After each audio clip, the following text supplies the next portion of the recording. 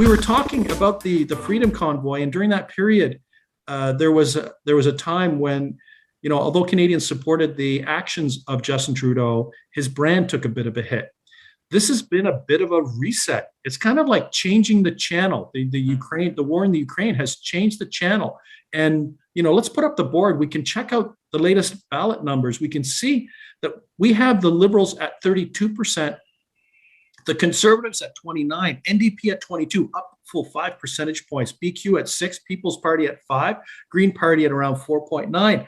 But the thing is that when we look at the movement, what was a tie, an absolute numeric tie 4 weeks ago, the Liberals are starting to show some positive movement. It's still within the margin of error of 3.1 percentage points, 19 times out of 20, but it is noticeable, and it speaks to Justin Trudeau having a platform, looking very prime ministerial, putting the truckers convoy and the Freedom Convoy behind him, and controversies related to the pandemic and all that other stuff, and him looking like a world leader alongside Canada's allies in trying to support the Ukraine.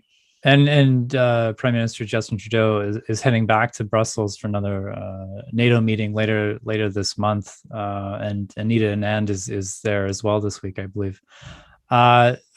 Nick, I think you said also during the pandemic that the Liberals were sort of flat because they weren't really doing anything new in terms of policy or how they're tackling it, and this is sort of them taking action on something.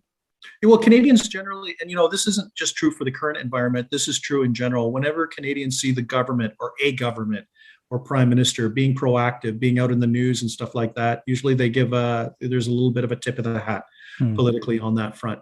And the Ukraine has been an issue where the prime minister has been very active. The Liberal government has been active. Hey, and you know what? We didn't mention a number of Liberal cabinet ministers have been active, like Chrystia Freeland and Anand, the Minister of Defense.